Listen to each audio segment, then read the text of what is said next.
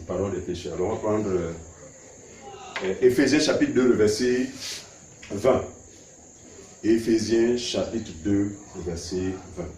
Donc le pardon des péchés annoncé par les prophètes.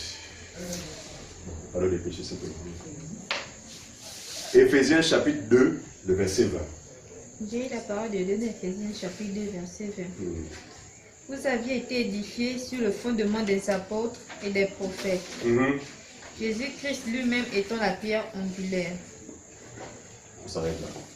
Il dit, vous avez été, donc nous les croyants, on a été édifiés sur le fondement des apôtres et des prophètes. Jésus-Christ lui-même étant quoi? La pierre angulaire. Je vais essayer d'imager ça. En fait, Jésus est le socle sur lequel repose, je sais d'imaginer, sur lequel repose le fondement qui a été posé par les apôtres et les prophètes. C'est Jésus qui est le socle. D'accord? Donc la pierre angulaire, sur laquelle repose le fondement qui a été posé par les apôtres et les prophètes. En fait, ce fondement a été posé premièrement par, je vais le placer comme ça, premièrement par les prophètes et deuxièmement par les apôtres. Très bien. Donc, il dit, nous les croyants, on a été édifiés sur ce fondement. C'est-à-dire qu'en tant que croyants, nous n'avons pas d'autre fondement que celui qui a été posé par les prophètes et les apôtres. Donc, c'est sur ce fondement, normalement, que repose l'Église.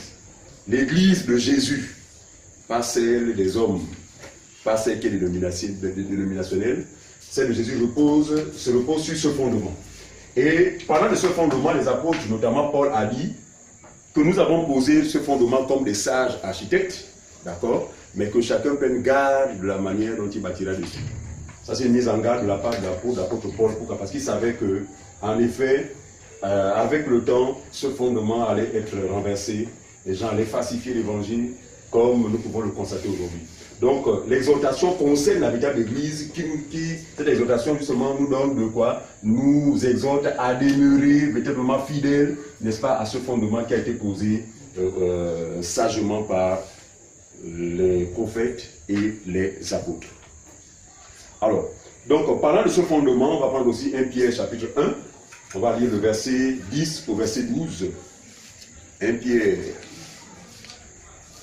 chapitre 1, le verset 10 au verset 12. Celui qui a la page lit. 1 Pierre chapitre 1, verset 10 à 12. Les prophètes qui ont prophétisé touchant la grâce, Voilà. qui vous était réservée. Vous écoutez ça? Regardez les prophètes, qui commence par les prophètes. Parce qu'on a dit au départ que l'Église est bâtie sur le fondement des apôtres et des prophètes. Il dit, les prophètes qui ont prophétisé touchant la grâce. C'est-à-dire que eux, en leur temps, toute leur prophétie était orientée vers la grâce. Et quand on parle de grâce, c'est Jésus. Quand on lit Jean chapitre 1, verset 17, il dit que la loi est venue par Moïse, mais la vérité et la grâce sont venues par Jésus-Christ. Donc, les prophètes, tous dans leur ensemble, ont parlé de Jésus. Ont parlé, justement, ont annoncé l'alliance parfaite de Jésus. Mais de façon voilée. Les prophètes qui ont prophétisé touchant la grâce, vas-y, ont fait... Touchant la grâce, oui, qui vous était réservée. Donc, cette grâce-là ne leur avait pas été réservée. Ne leur était pas réservée. Mais cette grâce était réservée à qui? À nous qui croyons aujourd'hui. Donc, ils ont parlé, ils ont prophétisé en faveur de qui? De toutes ces personnes-là que le Seigneur allait susciter dans la nouvelle alliance. Oui, vas-y. Ont fait de ce salut. Ceux-ci ont fait de ce salut l'objet de leur recherche et de leur investigation. C'est-à-dire qu'ils ont cherché à comprendre. Ils ont fait des investigations pour chercher à comprendre le mystère de Jésus. Or, la Bible nous enseigne que Jésus est le mystère caché de tous les temps. C'est-à-dire que, selon le plan de Dieu, ce mystère ne pouvait être révélé à la dispensation des patriarches. Donc même quand ils prophétisaient, ils ne pouvaient pas comprendre vraiment. Mais ils ont néanmoins parlé de Jésus, d'accord. Ils se sont investis, ils ont fait des investigations, ils ont fait des recherches. Mais la Bible a dit plus bas que cela ne leur avait pas été réservé. Voilà. Donc ce n'était pas à eux de découvrir ce mystère, mais c'est à nous qui croyons aujourd'hui. Continue, ma soeur. Verset 11. Oui. Voulant sonder l'époque et les circonstances marquées par l'Esprit de Christ. Ils ont voulu savoir à quel moment ces choses allaient se produire, mais ils n'ont pas pu justement connaître et avec exactitude. On connaît. Marquées par l'Esprit de Christ qui était en eux. Voilà.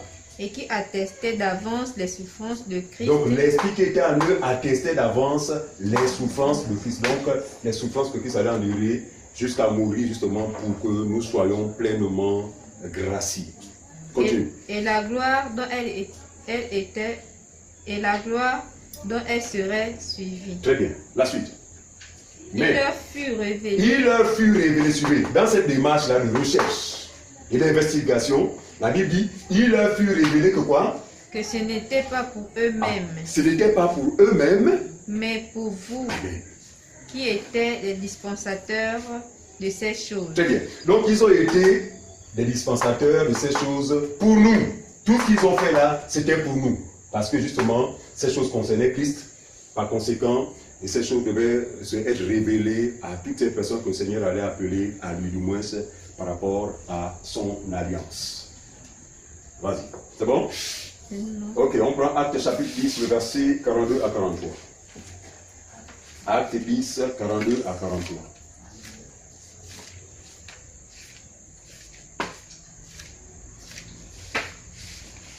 Acte 10, 42 à 43.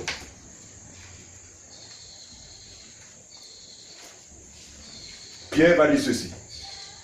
On y va. Celui qui a pas peut lire. Et Jésus nous a ordonné de prêcher au peuple et d'attester que c'est lui qui a été établi par Dieu, juge des vivants et des morts. Très bien. C'est l'un des apôtres qui parle ainsi. Ensuite. Tous les prophètes, notez bien, rendent de lui le témoignage que quiconque croit en lui reçoit par son nom le pardon des péchés. Est-ce que tout le monde a compris? Il dit que les prophètes dans leur ensemble ont rendu témoignage de Jésus en annonçant que quiconque croira en lui fera quoi? Recevra quoi? Le pardon de ses péchés. Donc jusque-là, nous pensons que nous sommes en harmonie avec nos prédécesseurs, parce que nous n'inventons rien. En effet, les prophètes ont prophétisé tout ça, la grâce. Et maintenant, quand Dieu a envoyé le Saint-Esprit, donc les apôtres ont pris la parole pour expliquer aux gens qu'en effet, ce qui se passe, donc le pardon que vous recevez aujourd'hui n'est pas le fruit du hasard, mais simplement parce que les prophètes l'ont annoncé. Et ce pardon ne s'obtient que par la foi à la personne de Jésus. Le pardon ne s'obtient pas sur la base de « Oh Seigneur, je demande pardon ». Ça ne se passe pas comme ça. Ce n'est pas parce que tu as dit « Seigneur, je demande pardon ». Vraiment. Le pardon passe par la foi en Jésus. Parce que son œuvre sur la croix, en effet, a effacé en fait le péché. C'est pourquoi nous avons besoin d'être constants dans la foi, parce que sans elle, il n'est pas évident d'être agréable à Dieu. Alors vous allez voir que le pardon qui a été annoncé par les prophètes, qui s'est accompli à la personne de Jésus, a été manifesté de façon imagée, il faut bien comprendre ça, de façon imagée dans la première alliance.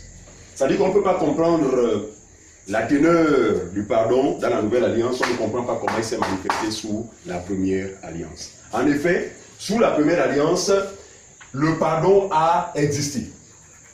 Première alliance. Voilà. Première alliance, l'alliance de Moïse. La première alliance était une alliance non seulement provisoire, mais une alliance image. Ça veut dire que tout ce qui était fait ici n'était pas la réalité, mais c'était l'image de la réalité. Voilà. Donc, on va lire Hébreu. On va lire avant cela. Prenons d'abord Psaume, s'il vous plaît. Psaume chapitre 130, verset 1 à 4. Voilà. Avant cela. Donc, Psaume 130, le verset 1 à 4. nous comprenions le fond. Psaume 130, verset 1 à 4. C'est le prophète David. Donc on va voir le témoignage justement, la confirmation de ceux qu'ils ont annoncé, ils ont prophétisé tout ça la grâce. Notamment, ils ont annoncé le pardon des péchés qui allaient intervenir par la personne du Seigneur Jésus. On y va. Cantique des degrés. Du Oui. fond de l'abîme, je t'invoque. Du ô fond de Éternel. l'abîme, je t'invoque, ô Éternel. Seigneur, écoute ma voix. Seigneur, écoute ma voix. Que tes oreilles soient attentives à la voix de mes supplications. Que tes oreilles soient attentives à la voix de mes supplications. C'est le Si- prophète David. Si tu gardais le souvenir des Si iniquités, tu gardais le souvenir des iniquités, Éternel Seigneur, Éternel Seigneur, qui qui pourrait subsister. pourrait subsister? Mais le pardon se trouve auprès de toi afin qu'on te craigne. Est-ce que vous voyez bien qu'on a une preuve de ce que, en effet, les prophètes ont parlé, ont annoncé le pardon des péchés qui allaient intervenir à travers Jésus. Mais je souhaiterais que nous considérions les déclarations du prophète David. Il dit, reprend la partie, il dit, Seigneur, si tu continues le faute, c'est ça? Oui. Le verset 3. Toi. Si tu gardais le souvenir des Il dit, iniquités, Seigneur, si tu gardais le souvenir de nos fautes, Éternel qui Seigneur, parmi les hommes subsisterait? D'autres versions disent, Seigneur, si tu comptais nos fautes, qui vivrait? On a un chant pour ça que nous chantons ici. Seigneur, si tu comptais nos fautes, qui vivrait? Regardez, un seul instant, regardez, imaginez un seul instant, que le Seigneur tenait compte de nos fautes. Je vous assure, le paradis serait peuplé d'anges, et lui-même le Seigneur, mais tous les humains se trouveraient dans le feu de l'enfer. Le prophète David s'écrie en disant, oh Seigneur, parce qu'il est conscient, il sait que je suis dans une vie, donc dans la chair, et dans la chair, non, l'imperfection est possible. Alors si c'est sur cette base, Seigneur, que tu juges les hommes, qui vivra? Réponse, personne. Est-ce que vous comprenez ça? Mais il s'arrête par là, il dit, mais le pardon se trouve auprès de Dieu. Regardez, il parlait, parce qu'on a dit que les prophètes ont prophétisé tout ça, la grâce. Donc quand il parle du pardon là, il ne parle pas du pardon provisoire qui s'est manifesté, parce qu'on va le voir tout à l'heure. Il y a un pardon provisoire qui s'est manifesté ici, mais le véritable pardon devait être révélé par la personne de Jésus. Donc lui, du pardon, il parle pas de celui de Moïse, il parle du pardon du Seigneur Jésus-Christ. Il dit, mais le pardon se trouve auprès de toi. Toujours psaume, toujours David. On va lire cette fois le chapitre 32, le verset 1 à 2.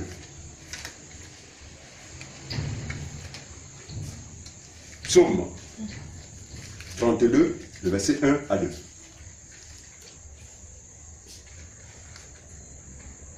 Psaume 32, verset 1 à 2. De David, cantique. Heureux celui à qui la transgression est remise, à qui le péché est pardonné. Heureux l'homme à qui l'Éternel n'impute pas d'iniquité, Seigneur. et dans l'esprit duquel il n'y a point de fraude. Très bien. Quelqu'un a une version? La Bible, non? Personne n'a la parole vivante? Non? Ok. Donc, il dit quoi? Heureux l'homme dont les iniquités sont quoi? Sont remises. C'est ça? Et heureux l'homme dont les péchés sont pardonnés. C'est ça? Reprends, Dylan, c'est cette partie, s'il te plaît.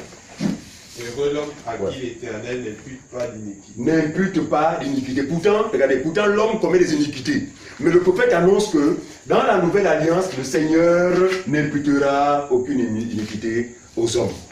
Heureux l'homme dont le Seigneur n'impute aucune iniquité. Ensuite, Et dans l'esprit duquel il n'y a point de fraude. un peu plus haut, il parle du pardon. Ici, il y a une autre version. C'est une seconde, c'est pareil. Non. Vas-y. Heureux celui dont la transgression est enlevée Voilà. et dont le péché est Pardonnez, pardonné. voilà. Heureux celui dont la transgression est enlevée. Heureux celui dont le péché est pardonné. Une fois de plus, David ne parle pas du pardon provisoire, nous avons tout à l'heure. David parle du véritable pardon, n'est-ce pas, qui nous a été accordé par le Seigneur Jésus-Christ à travers sa mort sur la croix.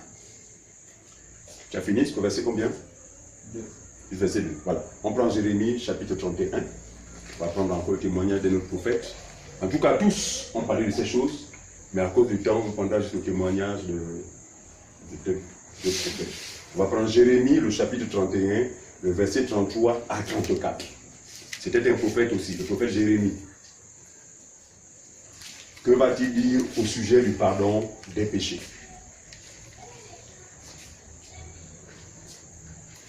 Celui qui a la page peut lire. Jérémie, j'ai dit Jérémie, chapitre 31, le verset 33 à 34.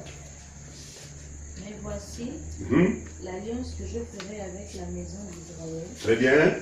Après ces jours-là, dit l'Éternel, je mettrai ma loi au-dedans d'eux. Très bien. Je l'écrirai dans leur cœur. Dans leur cœur. Et je serai leur Dieu. Et je serai leur Dieu. Et ils seront mon peuple. Et ils seront mon peuple. Celui-ci n'enseignera plus son prochain. Très bien.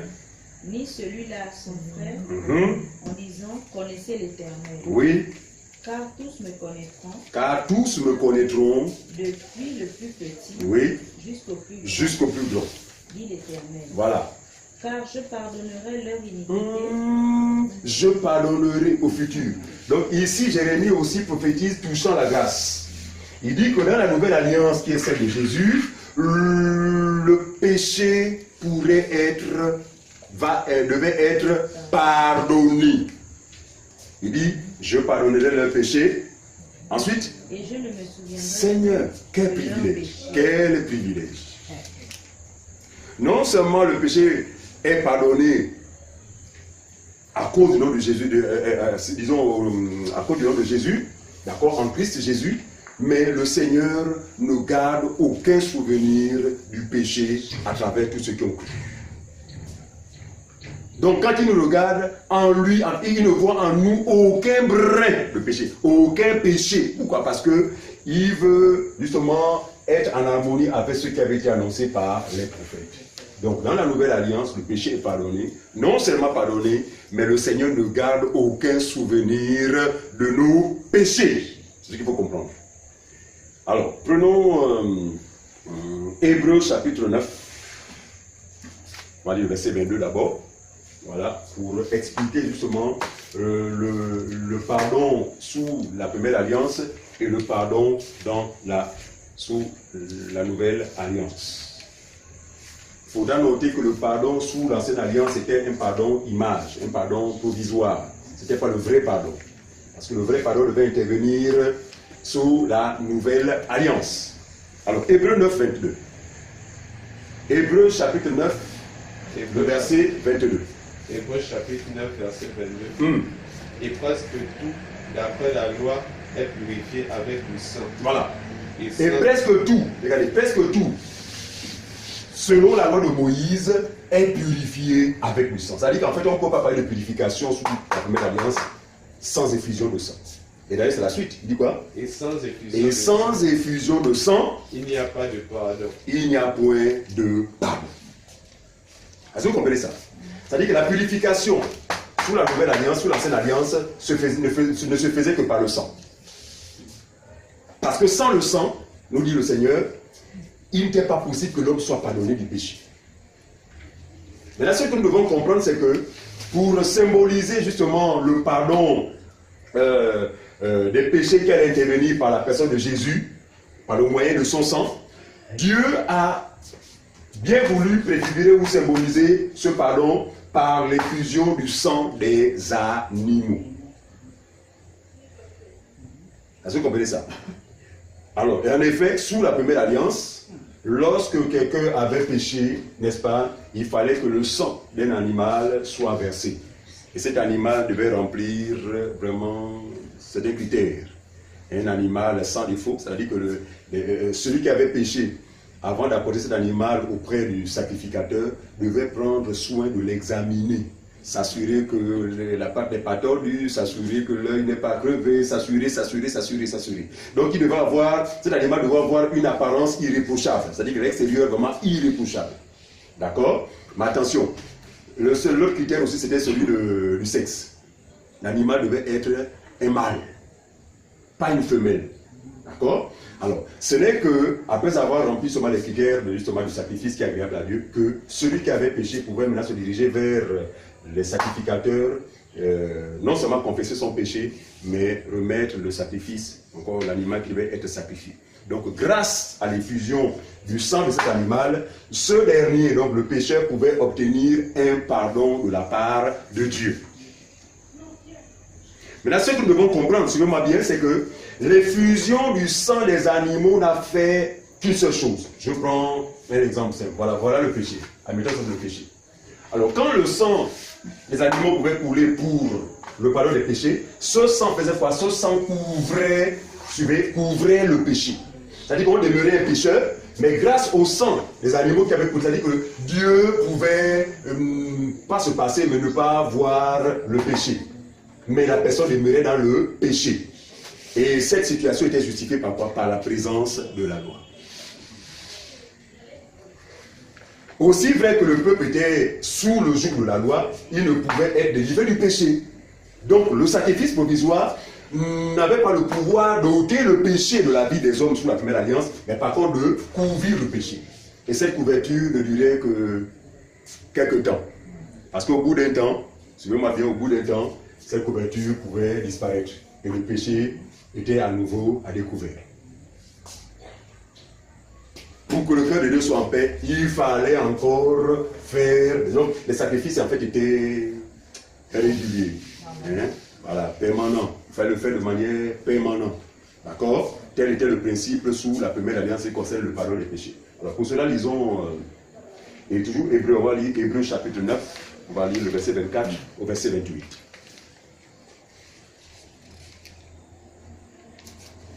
Hébreu 9, 24 à 28.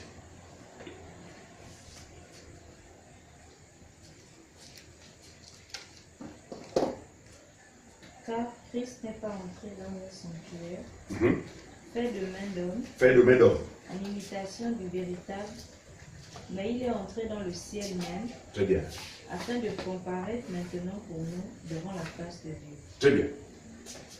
Regardez, avant de continuer, chaque alliance, dans chaque alliance, il existait un sacerdoce. Donc, l'ancienne alliance avait un sacerdoce. La nouvelle alliance a également un sacerdoce. La différence, c'est que le sacerdoce de la première alliance était un sacerdoce physique, terrestre.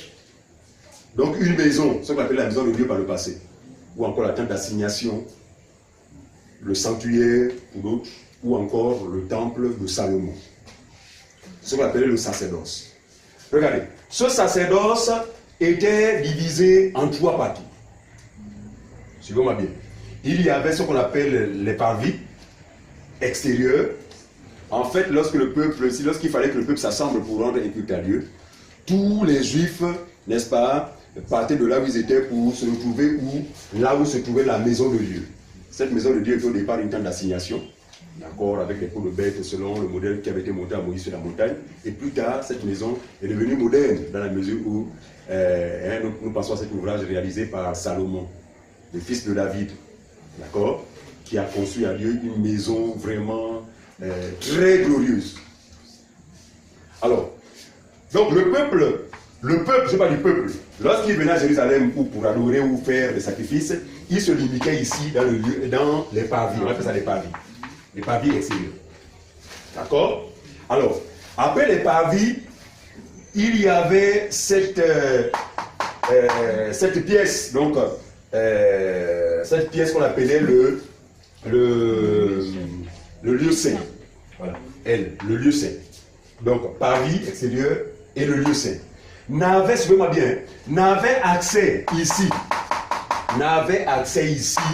que les Lévites, suivez-moi bien, les Lévites qui étaient des sacrificateurs. Donc, une tribu que Dieu a consacrée. La tribu de Lévi, c'est une tribu que Dieu a consacrée pour son service dans le temple. Tous les Lévites n'étaient pas des sacrificateurs, mais tous les sacrificateurs étaient des Lévites. C'est pas ce que je fais comprendre. Enfin, je repense à tout doucement. tous les Lévites, parce que c'était une tribu que Dieu lui-même avait choisi. Sur les 12 tribus, Dieu a choisi, a mis à part la tribu de Lévi, pour faire quoi? Pour assurer le service dans sa maison. Nous sommes ici dans la Nouvelle Alliance. Dans l'Ancienne Alliance. D'accord? Alors, il faut bien comprendre, parce que si vous maîtrisez cet enseignement-là, je vous assure que non, vous comprendrez, le reste va couler. Parce que tout c'est ça, comprendre les deux sacerdoces. Quand on a compris, on est calé. Alors, donc ici, je disais ici, les parvis, c'est le peuple. Et quand on parle du peuple, il n'y a pas que les Lévites. Toutes les tribus étaient représentées. Maintenant, la tribu que Dieu met à part pour le service ici, là, c'est la tribu de Lévi. Suivez-moi bien. Bien qu'ils soient tous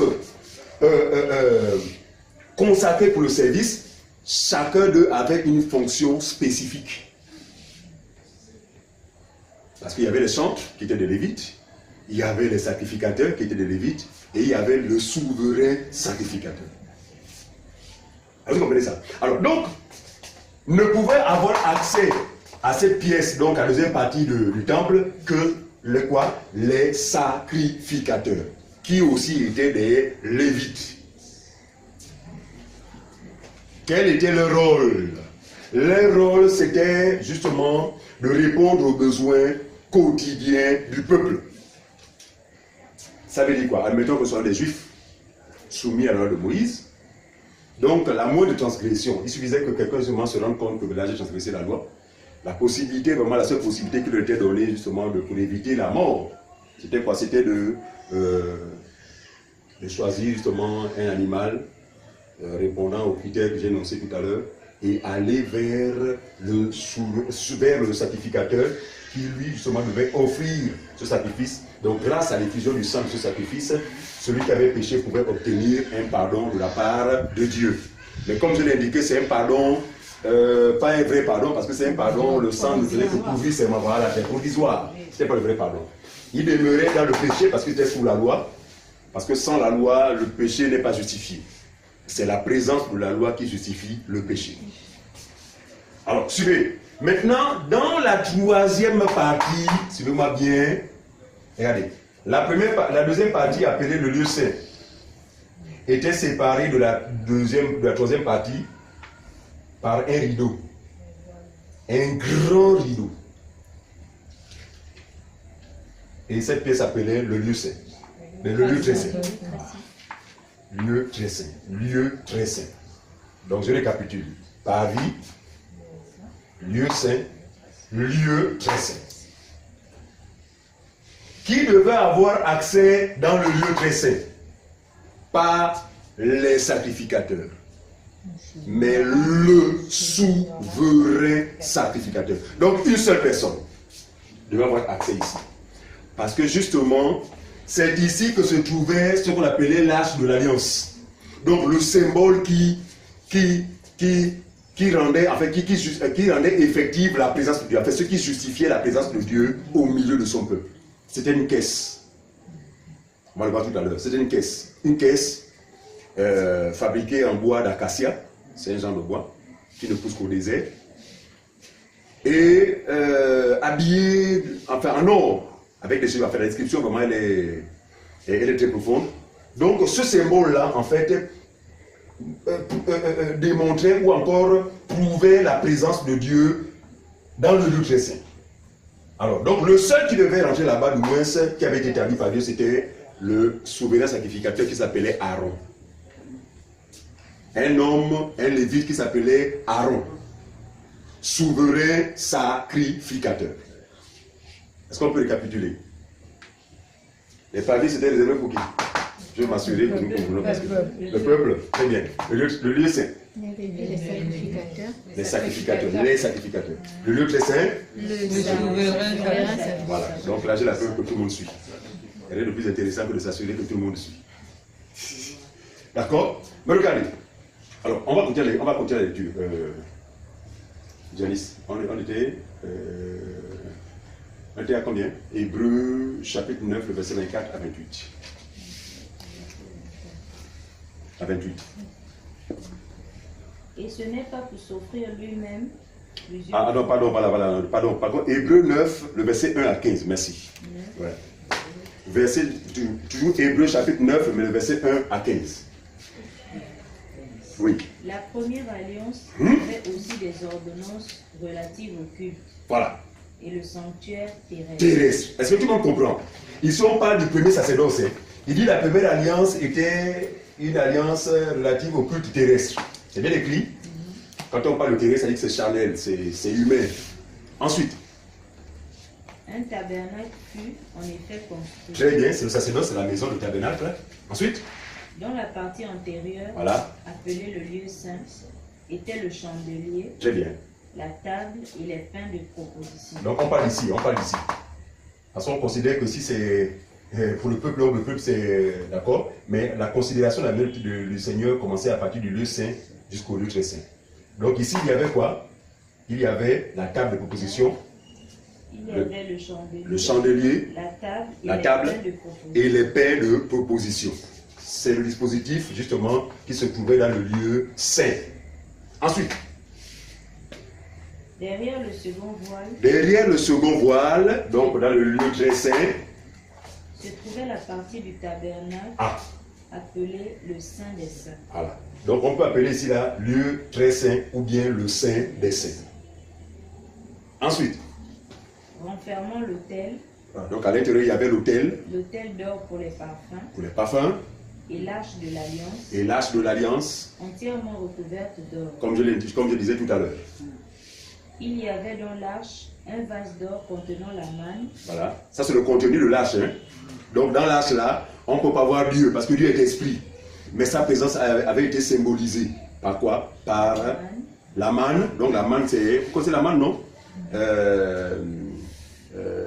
L'espèce de pain dont se nourrissaient les Israélites pendant la marche au désert. Enfin, ceux qui tombaient du ciel quand ils avaient faim. Vous vous souvenez, non? Oui. Ils avaient mangé de la manne et des cailles. Voilà. Donc, à l'intérieur, il y avait quoi? La manne. La verge d'Aaron. Qui avait fleuri. Oui. Et les tables de l'alliance. Et les tables de l'alliance. Ça, c'est le contenu de l'arche de l'alliance qui se trouvait dans le lieu très saint. C'est le contenu. Ensuite. Au-dessus de l'arche étaient les chérubins de la gloire. Très bien. Couvrant de leur ombre le propitiatoire. Voilà. Regardez. Donc, c'était comme des statues. Mais des anges, quoi. Des anges en forme de statues. D'accord? De chaque côté. C'est-à-dire que les anges se faisaient face. Voilà. Ils étaient face à face. Un ange comme ça, avec les ailes déployées. Mais les ailes couvraient quoi? Couvraient l'endroit où Aaron, en fait, exécutait offrait le sacrifice. C'était le propitiatoire. Donc les ailes là couvraient l'endroit justement où Aaron faisait le sacrifice. Ensuite. Et les tables de l'alliance. Et les tables de l'alliance. Au-dessus de l'arche étaient les chérubins de la gloire, couvrant de leur ombre le propitiatoire. Très bien. Ce n'est pas le moment de parler en détail là-dessus. Parce que la description, vraiment, elle est longue. Il y avait tellement de... D'accord? Mais l'auteur hébreu dit que ce n'est pas le moment d'en parler en détail. Allons-y droit au but. On continue. Or, ces choses étant ainsi disposées, les sacrificateurs qui font le service entrent en tout temps dans la première partie du tabernacle. Très bien. Ici, on parle de quoi? On parle du lieu saint. Donc, dans cet endroit-là, les sacrificateurs y entraient en tout temps. Autrement dit, leur entrée ici était fonction de quoi? Était fonction justement des actes, des péchés, n'est-ce pas, du peuple. Les péchés individuels. Quelqu'un a posé un acte, il est instruit par la loi, il sait que, après tel acte, il faut que j'aille vers le sacrificateur, qui lui devait rentrer ici, là, pour offrir le sacrifice en faveur de celui qui avait péché. Est-ce qu'on comprend jusque-là? Ensuite, on continue, Yanis.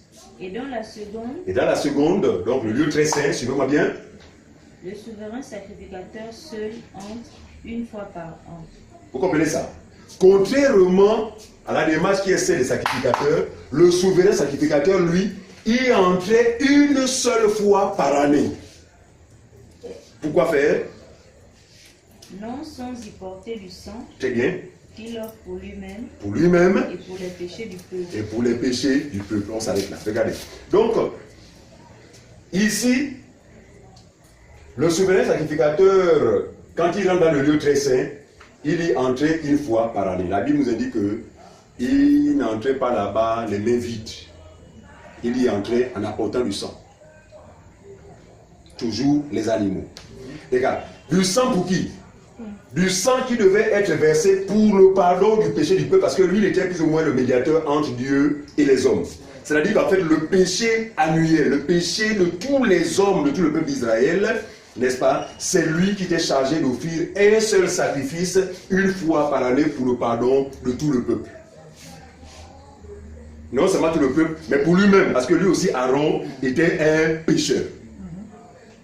Étant lui-même aussi sous la loi.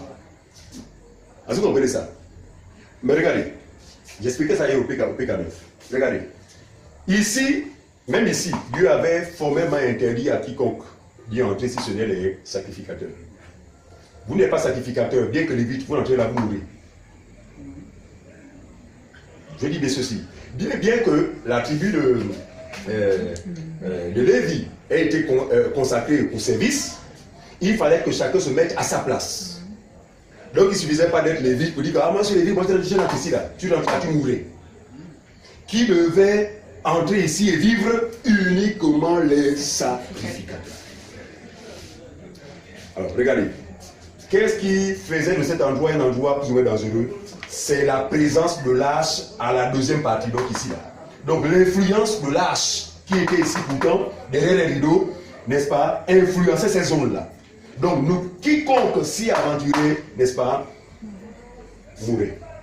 Or, le souverain sacrificateur lui suivait bien. Quand il vient pour offrir le sacrifice annuel, il repasse par les parvis.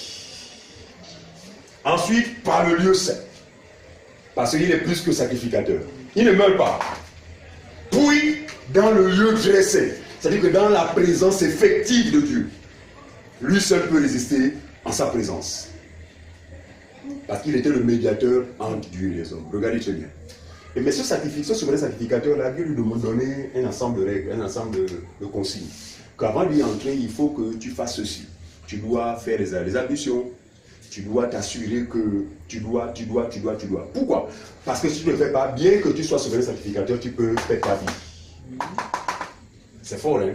Là, nous sommes là dans le sacerdoce provisoire, le sacerdoce image. Alors ce qui se passait, c'est que le peuple, incertain justement de l'attitude, incertain de l'attitude, du souverain sacrificateur, par mesure de prudence, suivez-moi bien, par mesure de prudence, ce qui se faisait, c'est quoi? Avant que le souverain sacrificateur y entre, voilà, on faisait passer autour de lui une corde, autour de ses reins, d'accord, avec des clochettes. Donc autour de ses reins, il avait des clochettes. Voilà, avec une longue corde, suivez-moi bien, une corde qui partait d'ici. Donc quand il est à l'intérieur, la corde traverse ici, marchait jusque là où se trouvait le peuple. Pourquoi? Parce que le peuple se disait, on ne sait jamais. Il se pourrait qu'il ne s'est pas suffisamment préparé et qu'il meure à l'intérieur. Que ferions-nous pour aller chercher son corps? Parce que imagine un seul instant que, oh il est mort, Aaron est mort, alors il chercher son corps. Parce que justement, quand quelqu'un mourait ici, son corps ne devait pas... son corps ne devait pas rester ici jusqu'à 18h. Enfin, on va tomber de la nuit, c'était formellement interdit. Même lorsqu'on crucifiait les gens en Israël, voilà, au tomber du soleil, il était formellement interdit. Il fallait qu'on enlève les corps du bois avant le coucher du soleil.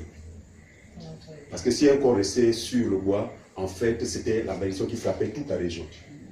C'était les principes de la loi de Moïse. Voilà. Donc, plus grave encore ici, quand quelqu'un mourait ici, il fallait retirer le corps de ce dernier avant la tombée de la nuit. Alors, donc cette corde se retrouvait justement à l'extérieur, ici là les papiers extérieurs, n'est-ce pas, au cas où. Donc pendant qu'il offre le sacrifice, tout le peuple est en alerte. Ah, et il arrivait que parfois, il prenne du temps là-bas dans l'exécution du sacrifice, hein, de ce qu'il devait faire. Et puis, le peuple pouvait s'inquiéter. Ah, ça fait longtemps qu'il est parti, ça fait déjà 1 heure. Bon, même pas de machin, tout. Et puis, ce qu'il faisait pour que le peuple s'en assure, le peuple tirait la corde, voilà, comme pour dire que c'est comment, fait un peu signe de vie. Mais là, lui faisait le tantier, les clochettes, et le peuple était rassuré. Est-ce que vous comprenez ça? Donc, cette corde-là, c'était au cas où il fait sa vie, au lieu que, parce que s'il fait sa vie, il n'y a pas de corde, et en voulant obéir au Seigneur, en allant retirer le corps avant de coucher, eh bien, on allait avoir des centaines de morts allaient se retrouver à cet endroit, des milliers même. Est-ce que vous comprenez ça? C'était ici pour montrer, bien que le sacerdoce soit provisoire, mais il était glorieux. Bien que ce sacerdoce était image, mais il était glorieux. Les gens ne s'amusaient pas avec Dieu, comme on le voit aujourd'hui. Aujourd'hui, ils sont bien tombés parce que c'est une dispensation où Dieu est plus qu'amour. Mais attention, pour un temps. Parce que là, le cumul de la colère... Alors, donc, lorsqu'il y allait, regardez ce qui se passait, le peuple confessait ses péchés auprès d'Aaron. Oh, moi j'ai fait comme ça, moi j'ai fait comme ça, moi j'ai fait comme ça. Et ce péché se retrouvait sur le souverain sacrificateur. Suivez-moi bien. Tout le péché du peuple, à l'image de quoi? À l'image de ce que devait faire Jésus. Parce que Jésus, lui, ici en venant, il a pris le péché de tout le peuple sur lui. Suivez-moi bien. Mais comme la réalité ne peut pas se faire par le canal de Aaron, parce que Aaron lui était un pécheur, ce péché ne devait pas s'éterniser en lui. Il fallait qu'il le transmette à un animal qu'on appelait le sacrifice, enfin, le bouc d'Azazel. Voilà, le bouc d'Azazel. C'était le bouc qu'on apportait justement une fois par année à de telles circonstances. Un qu'on devait sacrifier à Dieu et un autre sur lequel Aaron devait imposer les mains pour communiquer, en fait, n'est-ce pas, pour transmettre tout le péché du peuple sur ce bouc. Et ce bouc devait être confié à quelqu'un qui devait chasser ce bouc-là très loin dans le désert. On l'appelait le bouc d'Azazel. Donc ici, image de quoi? Image du péché, n'est-ce pas, de l'homme qui allait reposer sur le véritable animal qui est Jésus, parce que Jean-Baptiste l'a présenté comme étant l'agneau de Dieu. Donc Jésus est le véritable animal, n'est-ce pas, celui qui devait reposer tout le péché des hommes et le péché qui devait se retrouver très loin du pécheur. C'est pourquoi le bouc devait être chassé très loin dans le désert, très loin, loin du peuple. C'était imager justement la distance qui allait séparer le péché d'avec les croyants. Est-ce que jusque-là je me fais comprendre? On peut évoluer? Ok. Maintenant on revient à la lecture, Janice. On nous étions. Le Saint-Esprit montrait par là oui?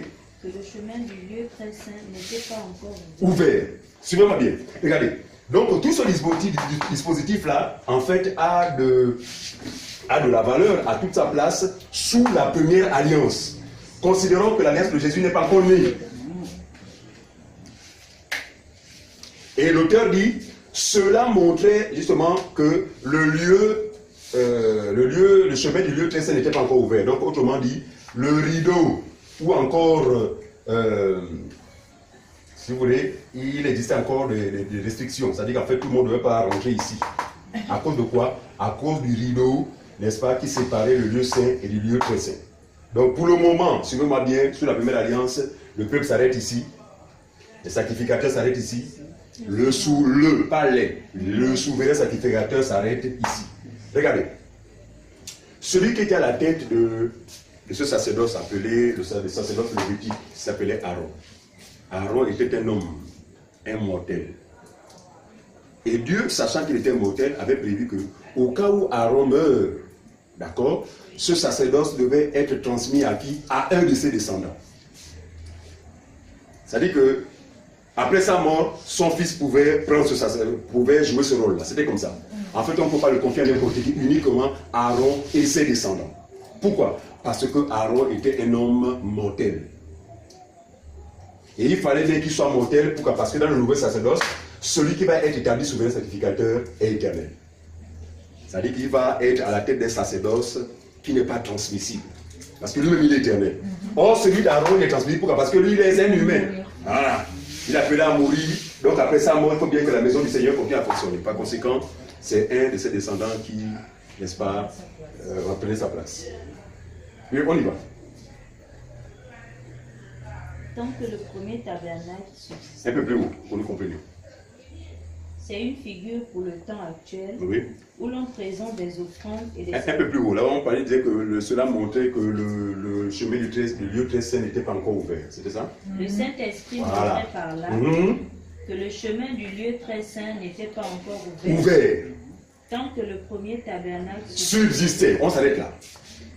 Il dit le Saint-Esprit montrait par là que le chemin du lieu très saint, c'est pourquoi il y avait un rideau. Personne ne devait entrer là-bas. Pourquoi? Parce que personne ne pouvait avoir accès au lieu très saint tant que le premier sacerdoce existait. C'est-à-dire que tant que le second sacerdoce n'avait pas été suscité. C'est pas ce que vous comprendre. C'est pourquoi vous allez voir que quand Jésus est mort sur la croix, la Bible dit, très bien, très bien, très bien. La Bible dit, quand il expira, le voile du temple se déchira. Quel voile? Le voile là. La Bible dit, ce voile se déchira du haut vers le bas. Mais pourquoi ce n'est pas déchiré de manière horizontale? Pourquoi seulement de manière verticale et dessus quoi? Du haut vers le bas. Symbole de quoi? Symbole de ce Dieu qui devait venir vers les hommes. Dieu qui devait venir au secours des hommes. Et vous avez vu que dès qu'il s'est déchiré, le premier sacerdoce a perdu sa valeur. On continue la lecture. C'est une figure pour le temps actuel, Le temps actuel, où l'on présente des offrandes et des sacrifices qui ne peuvent rendre parfait sous le rapport de la conscience celui qui rend secours. Est-ce que l'on comprend cette partie? Regarde, je dis dans les églises, curieusement, on amène les gens à des actes, oh, il faut faire le sacrifice à Dieu, il faut. La Bible est claire dessus. Ces choses ne peuvent rendre parfait sur le rapport de la conscience celui qui rend interprète. Pourquoi? Parce qu'il y a eu plus que ce que nous faisons. C'est le sacrifice de Jésus sur la croix. Il faut bien comprendre ça. En face, là, ils ont cette doctrine-là, le sacrifice. Chaque année, les enfants sont disant que c'est le sacrifice qui ouvre les portes à leur vie, n'importe quoi. Cela ne peut rendre parfait personne. Ensuite, on a dit que c'est combien? Verset 1 au verset 9. Voilà, on a dit 15. Et qui, avec des aliments, les boissons et les divers Lucion, étaient des ordonnances charnelles charnel, imposé seulement jusqu'à une époque de réformation. Regardez, mais mon Dieu, mais pourtant c'est clair noir, c'est écrit noir sur blanc, mais personne ne comprend. C'est-à-dire que tout ce qui se faisait ici, là, c'était des sacrifices avec des boissons, des ceci, de cela, machin. Il dit des ordonnances charnelles. Charnelles, imposées seulement jusqu'à une époque de réformation. Ça veut dire que c'était des pratiques provisoires. En entendant l'arrivée de Jésus dans son nouveau sacerdoce. Oh non, attention, quand il est dans l'église, il faut lever les pieds, il faut lever les chaussures parce que là-bas c'est le lieu saint. Ça a rapport avec la première pratique. Ce que les musulmans font. Vous savez ce qu'ils font là-bas de prier, faire les ablutions. Tout ça, ça relève du premier sacerdoce. C'est pourquoi je dis dimanche que quand bien les églises de réveil combattent, oh non, les musulmans c'est des faux. En réalité, ils ont tous un point commun, c'est quoi? Ils sont tous sous le régime de la loi. Donc ils ont tous un seul père, c'est le diable. Est-ce que vous comprenez ça? Quiconque est sous la loi n'est pas différent des musulmans. Parce que le musulman, quand il dit, mais mon frère, pourquoi tu l'avais prié? Oh non, mais Moïse avait dit que avant de prier, il faut d'abord. Il n'a pas tort. Mais ce qui ne comprennent pas, c'est que nous ne sommes plus sous la dispensation de Moïse. La dispensation de Moïse a intervenu en entendant les temps de la réformation. Et celui qui a apporté le temps de réformation, c'est la personne du Seigneur Jésus-Christ. C'est pourquoi la Bible dit Christ est la fin de l'âme. Donc nous ne sommes plus soumis au principe de la loi. Oh non, avant de prier, il faut d'abord laver. Nous sommes dans une totale liberté. Pourquoi? Parce que désormais, suivez-moi bien, alors que le premier sacerdoce avait des restrictions, nous désormais, nous avons carrément accès dans le lieu très saint. Suivez-moi bien. Un lieu très saint qui n'est pas physique. Nous, parce que lui, il est venu, on va le voir tout à l'heure, il a mis en place un sacerdoce qui n'est pas terrestre. Le premier était terrestre, l'autre là, il est parfait. Donc nous pouvons maintenant rentrer dans le lieu très saint à tout moment. C'est-à-dire qu'il n'y a plus que, oh non, là-bas, si rentre, tu vas mourir. Est-ce que l'on comprend cela? Alors, on y va. Allez, jusqu'au verset 15. Mais Christ est venu comme souverain. Voilà. Donc, dans la nouvelle alliance, Jésus aussi, tenant compte du dispositif du premier sacerdoce, aussi vrai que lui aussi a mené un sacerdoce, il va se mettre aussi à la tête de ce sacerdoce, jouant le même rôle qu'Aaron. Mais Christ aussi est entré, vas-y.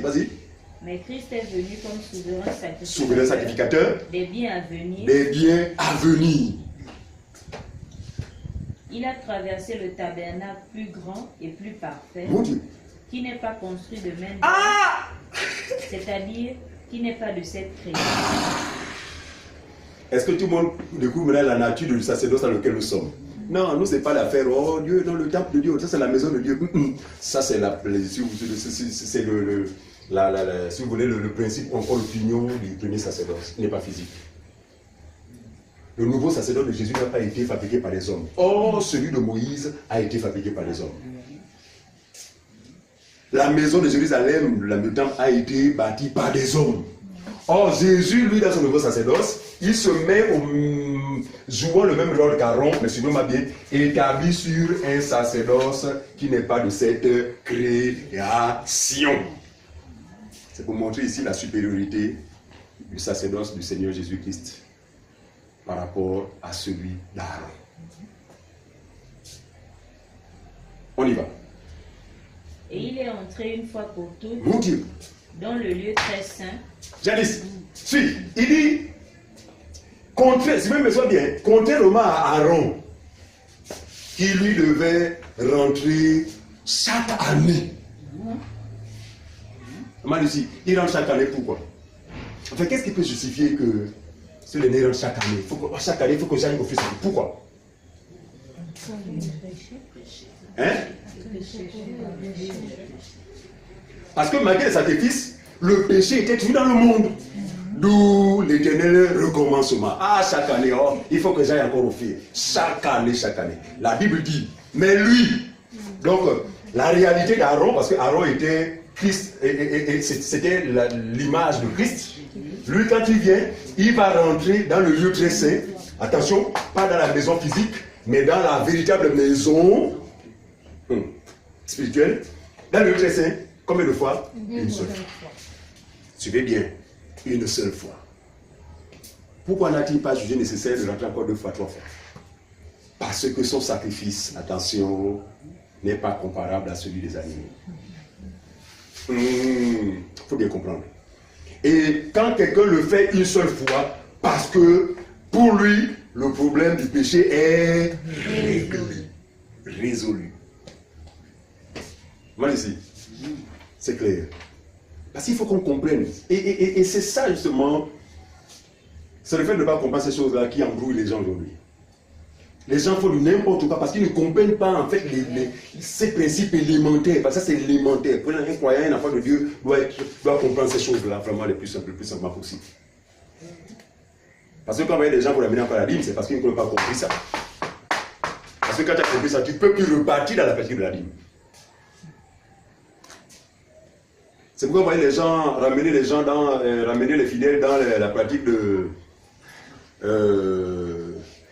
ils ont pas mal de pratiques là, telles que... voilà, les hôtels. Attention, il faut me dire, ici c'est l'hôtel de Dieu. Ça c'est ici. C'est ici qu'il y avait l'hôtel. Le véritable hôtel, maintenant, de Nouvelle Alliance, ce n'est plus une table. C'est quoi? C'est quoi? C'est la doctrine de Christ. C'est ça l'hôtel. C'est compliqué, hein? La lettre tue, mais c'est l'esprit qui vivifie. Ouais, c'est compliqué. Alors, donc, on continue, il dit quoi? Mais Christ est rentré une fois pour toutes dans le lieu très saint. Dans le lieu très saint. Non avec le sang des boucs. C'est précisé. Non avec le sang des animaux comme le faisait Monsieur Aaron. Mais avec son propre sang. Avec son propre sang. Ayant obtenu une rédemption éternelle. C'est quoi la rédemption? C'est quoi la rédemption en français? Le rachat des péchés. Pardon. Regardez, Jésus, après avoir fait son sacrifice, la Bible dit, il a obtenu un pardon éternel. C'est fort. C'est là où beaucoup de personnes en fait se heurtent. Il n'y a qu'un enfant de Dieu qu'il a lui-même appelé pour accepter cette vérité, mais qui, aux oreilles des inconvertis, est une folie. Et Paul va dire, l'évangile est une folie pour ceux qui périssent, puissance de Dieu pour le salut de Dieu. Donc, grâce au sacrifice de Jésus, il est possible que l'homme soit pardonné pendant une semaine. Ça, on a compris. Pendant un mois. Pendant une année seulement. Éternellement, c'est bien écrit. Noir sur blanc. On continue. Car si le sang des taureaux et des boucs, oui, et la cendre d'une vache répandue sur ceux qui sont souillés, sanctifie et procure la pureté de la chair, combien plus le sang de Christ, qui par un esprit éternel s'est offert lui-même sans tache, alléluia, alléluia, purifiera-t-il votre conscience des œuvres mortes, afin que vous serviez le Dieu vivant. Regardez, ici l'auteur fait une comparaison, bien aimé, une comparaison des deux types de sacrifices. Il dit, malgré l'imperfection du sacrifice de la première alliance, suivez-moi bien, néanmoins celui-ci avait de l'impact. Il pouvait procurer quoi? La pureté au niveau de la chair. Alors il dit que si déjà ce sacrifice-là pouvait le faire, combien de fois celui de Jésus nous accorderait-il pas quoi? Il a dit combien plus le sang de Christ, oui, qui par un esprit éternel, s'est offert lui-même sans tache à Dieu. Mon Dieu, sans tache à Dieu. Purifiera-t-il votre conscience des œuvres mortes, afin que vous serviez le Dieu vivant. Donc, grâce à ce sacrifice, notre conscience est censée être purifiée. Regardez, il fut un temps, lorsque nous n'avions pas cette connaissance, nous vivions, je vous assure, quotidiennement dans une culpabilité qui ne dit pas son nom. Pourquoi? Parce qu'on nous avait enseigné, en fait, l'évangile qu'on avait reçu, c'était l'évangile de la loi, donc, qui inévitablement nous condamnait. Le moindre acte, oh Seigneur, j'ai péché, oh vraiment, oh. Le moindre acte, oh Seigneur, j'ai toujours culpabilisé. Au point où j'ai vu certains même qui se faisaient passer pour des muets. Fait, tu parles pas, oh je parle pas, j'ai peur de pécher. Oui, j'ai vu des gens comme ça. Et un de mes cousins là, voilà, lui c'était quand même muet, c'est comme s'il était muet, il n'était pas muet. Pourquoi? Mais fait, tu sais, moi j'ai décidé de ne plus te parler parce que j'ai peur de pécher. Oh, si l'on a eu la grâce de comprendre ces choses, sa conscience serait complètement libérée de toutes ces choses. Après avoir réalisé justement qu'un seul sacrifice est suffisant pour nous rendre irréprochables. Et cela par la foi en la personne du Seigneur Jésus. On continue, Janice. Et c'est pour cela qu'il est le médiateur d'une nouvelle alliance. Suivez-moi bien. Dans la première alliance, Moïse en est le médiateur. À ce qui concerne le sacerdoce, qui est le sacerdoce lévitique ici, qui est le médiateur, c'est Aaron. Mais maintenant, regardez le nouveau sacerdoce, parce qu'on considère même que le premier sacerdoce là a pris fin. Nous ne sommes plus soumis aux dispositions de ce sacerdoce. Nous sommes désormais dans le nouveau sacerdoce. Et là, il dit quoi? Il dit que... Reprends, j'allais Sylvain, c'est papier. Et c'est pour cela qu'il est le médiateur d'une nouvelle alliance. Nouvelle alliance. Vous voyez bien que, conforme à quoi? Conforme à ce qui avait été annoncé par le prophète Jérémie. Il dit, je ferai avec la maison d'Israël une nouvelle alliance. Oui, ensuite. Afin que, la mort étant intervenue pour le rachat des transgressions commises sous la première alliance, ceux qui ont été appelés reçoivent l'héritage éternel qui leur a été promis. Amen. C'est pourquoi je dis dimanche qu'on ne devait pas quitter celui qui le veut. Il faut que le Seigneur lui-même t'appelle. Et ce n'est que après t'avoir appelé que tu es apte à rentrer dans l'héritage des saints. L'héritage des saints, l'un des aspects de cet héritage, c'est quoi? C'est le pardon éternel. Seuls ceux que le Seigneur a appelés peuvent jouir du pardon éternel. C'est pas ça comprendre. C'est pas étonnant que les gens du dehors ont du mal à accepter ça. C'est pas étonnant. Parce qu'ils n'ont jamais été appelés. Ceux du dehors, c'est un scandale. Non, c'est pas parce que tu dis que tu l'as péché, tu es comme là, tu me dis que. Mais quand tu es appelé, ouf, c'est une vérité qui s'établit aussi facilement en toi. Oui, on y va. Allez, verset 15. Tu as fini? 2, verset 15. Voilà, donc allons-y, Hébreux chapitre 9, verset 24 à 28 maintenant. Voilà. Donc, Hébreux 9, 24 à 28. Car Christ n'est pas rentré dans un sanctuaire fait de main d'homme. Toujours la comparaison, hein. Il dit, Jésus n'est pas rentré dans un sacerdoce semblable à celui d'Aaron. Tout le monde comprend, non? C'est différent. Ensuite. En imitation du véritable, mais il est rentré dans le ciel même, afin de comparaître maintenant pour nous devant la face de Dieu. Afin, suivez-moi bien, le sacerdoce d'Aaron était image de la réalité. Et dans la réalité, Jésus est rentré pour faire quoi? Pour... Il est rentré dans le ciel même. Dans le ciel même. Afin de comparaître maintenant pour nous devant la face de Dieu. Afin de comparer pour nous. Ça veut dire quoi? Ça veut dire qu'il s'est substitué à nous. Ce n'est plus nous. Et vous allez comprendre le sens profond de l'apôtre Paul quand il dit ce n'est plus moi qui vis, mais c'est Christ qui vit en moi. Donc lui, Jésus, il est monté après s'être offert à Dieu pour comparaître à notre place. Mais regardez, il a comparé devant Dieu irréprochable. C'est vrai qu'il est mort dans le péché. Il est mort à cause de ton péché, mon péché. Mais quand il est ressuscité complètement irréprochable. Et donc il a comparé devant Dieu vraiment dans une sainteté absolue à notre place. Ça veut dire quoi? Dieu nous considère comme il a vu.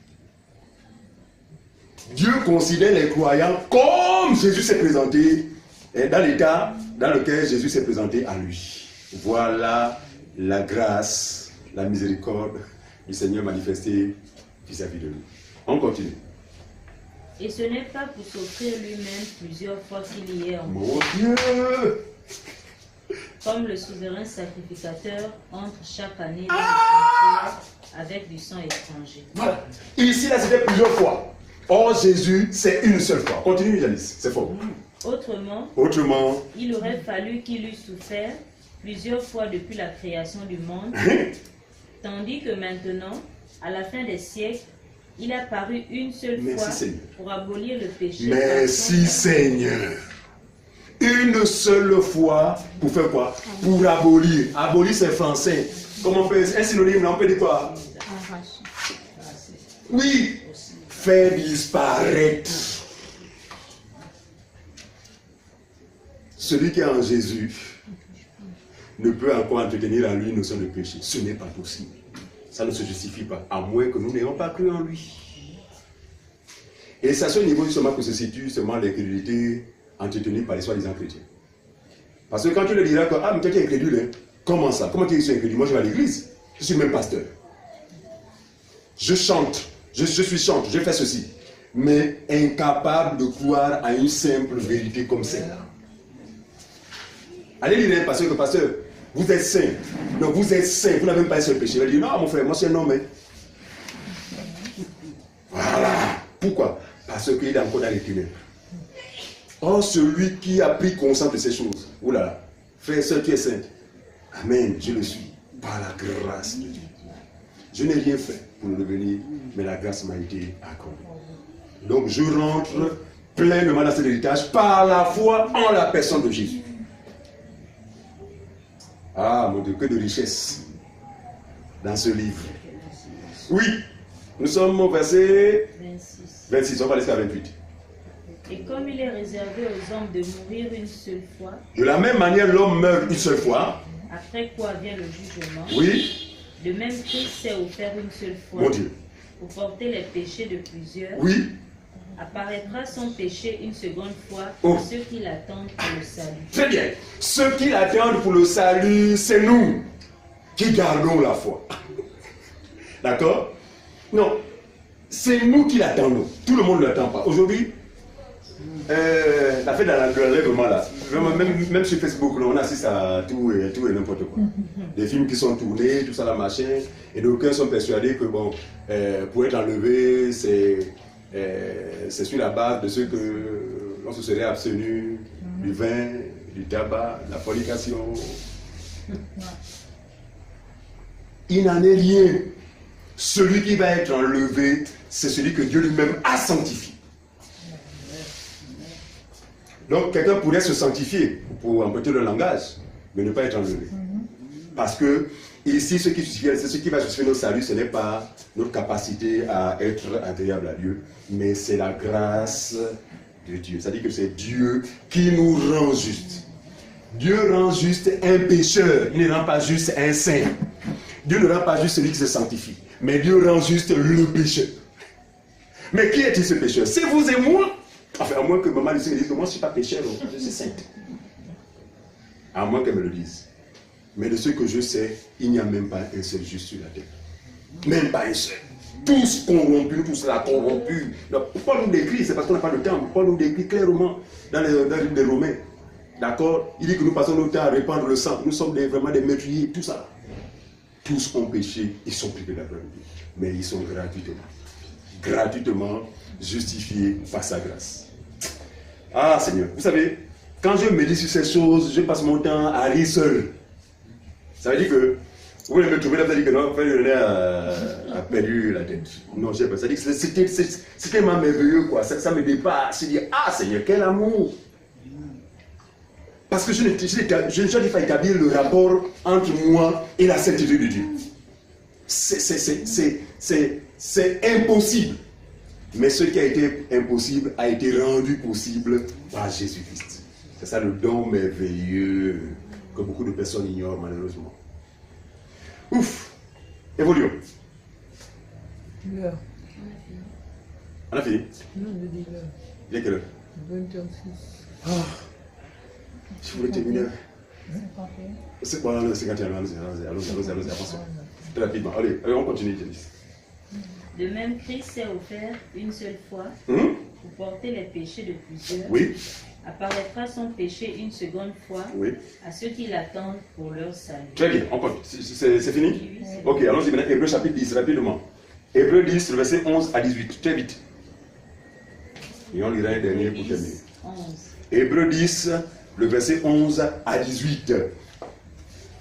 Et tandis que tout sacrificateur fait chaque jour le service et offre souvent les mêmes sacrifices, qui ne peuvent jamais ôter les péchés. À quoi fait-il allusion ici?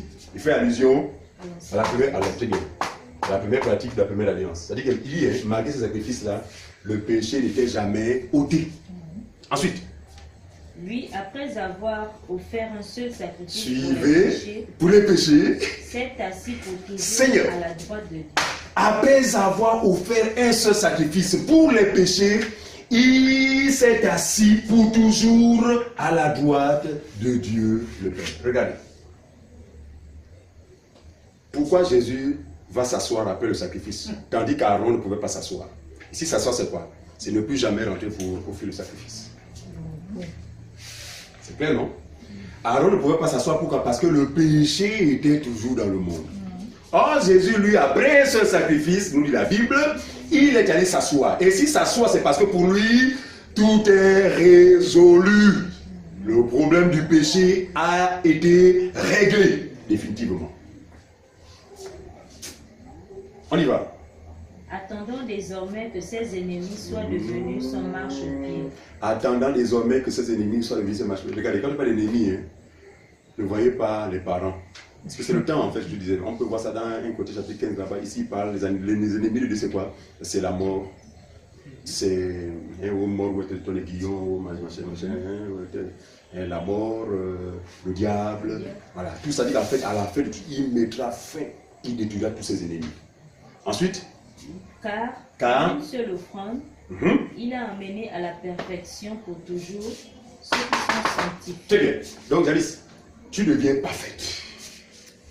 Dieu t'a rendu parfaite. Par une seule offrande, il a amené à la perfection. Qui? Tous ceux qui sont sanctifiés. Est-ce que c'est qui? Il a amené à la perfection tous ceux qui se sanctifient. Il amène à la perfection tous ceux qui sont sanctifiés. Par qui? Par lui. Parce que c'est lui qui nous a sanctifiés. La Bible dit c'est un pécheur pour que nous soyons justes. On continue. C'est ce que le Saint-Esprit nous atteste. Amen. Car après avoir dit, Oui. voici l'alliance que je ferai avec eux, après ces jours-là, dit le Seigneur. Voilà. Ouais. Je mettrai mes lois dans leur cœur. Il reprend le prophète Jérémie, n'est-ce pas? Et On je continue. les écrirai dans leur Dans le cœur, esprit. c'est bien. Et il ajoute, et je ne me souviendrai plus de leurs Merci péchés, Seigneur. ni de leurs iniquités. Merci Seigneur. Or, là où il y a pardon des Les péchés, péchés. il n'y a plus de Merci Papa. Oh, là où il y a pardon des péchés, il n'y a plus quoi?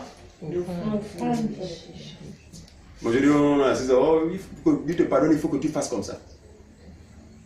C'est des types d'offrandes. Oh, pour que Dieu te pardonne, il faut que d'abord tu fasses d'abord un travail. C'est des types d'offrandes. Or, là où il y a pardon des péchés, il n'y a plus rien à faire. Pour nous les croyants, il n'y a plus rien à faire. Nous ne comptons que sur ce sacrifice unique par excellence qui a été offert, qui a été exécuté par notre Seigneur Jésus-Christ en notre faveur. On a fini? Hein? On reste à 18, hein? Voilà. Alors terminons avec ça. On aurait pu encore, c'est le temps. Prenons Ézéchiel chapitre 21. Mais j'ai souhaité quand même qu'on lise ce passage dans la version parole vivante. C'est plus... Ici, pour révéler un peu le sort qui est celui de toutes ces personnes qui... Excusez-moi. Le sort de toutes ces personnes-là qui passent leur temps à dire « Oh Seigneur, je demande pardon pour mes péchés parce que... » Donc, ils passent leur temps à... Attendez. Parole vivante. Tiens, tu cherches. Ok, on a dit Ézéchiel combien? 21. 21, verset 29. Quelqu'un va d'abord lire le second, on va terminer par ça. Et puis l'autre lira la version parole vivante. Oui. Le second d'abord qui... Ézéchiel a dit 21, ça, verset 29. Celui qui a la page, je peux lire, nous gagnons en temps. Ézéchiel 21, verset 29. C'est pourquoi ainsi parle le Seigneur, l'Éternel. Oui. Parce que vous rappelez le souvenir de vos iniquités. Vous écoutez ça? Dieu a dit qu'il va pardonner, il ne se souviendra plus, mais curieusement, il y a des gens aujourd'hui comme aujourd'hui qui sont en train de rappeler le souvenir. Oh Seigneur, moi je suis un pécheur, Seigneur, je suis un pécheur. Oui, vas-y. En mettant à nu vos transgressions. En mettant à nu vos transgressions. En manifestant vos péchés dans toutes vos actions. Très bien. Parce que vous en rappelez le souvenir. Parce que vous en rappelez le souvenir. Vous serez saisis par sa main. Vous serez saisis par sa main. Allez, parole vivante. C'est pourquoi, moi le Seigneur Dieu, je vous dis ceci. Oui. Vous ne faites pas oublier vos désobéissances. Vous montrez vos péchés dans tout ce que vous faites. Et ainsi vous me rappelez sans cesse vos fautes. Et bien parce que vous avez attiré ainsi l'attention sur vous, l'ennemi vous fera prisonnier. Donc sans le savoir, pour les soi-disant chrétiens, justement, Ézéchiel 21, verset 29. 21, verset 9. Donc, regardez, quand quelqu'un se dit, oh Seigneur, je suis un pécheur, en fait, tu es en train de te livrer à Satan. Parce que le diable est le père du péché. Celui qui pêche est du diable. Parce que pour Dieu, il dit que dans mon alliance, je ne veux garder aucun souvenir de la notion du péché. Pour ceux qui croient. Alors quand quelqu'un passe son temps à rappeler au Seigneur que Seigneur, moi je suis un pécheur, c'est machin, sans le savoir, ce dernier c'est quoi? Se livre en fait à Satan. Et ce n'est pas étonnant que Satan touche ces gens, que ce n'est pas étonnant que Satan passe son temps à tourmenter ces gens. Voilà, parce que il rappelle le souvenir de leur péché, tandis que Dieu lui-même a oublié cela. D'accord? Donc voilà un peu, vraiment, c'est le temps qui manque. Il y a tellement dit, mais je pense que Dieu voulant, la semaine prochaine, nous allons continuer tout dans le même élan, afin que nous comprenions vraiment le le bien fondé des deux sacerdoces. Alors, vous avez la parole s'il y a des questions.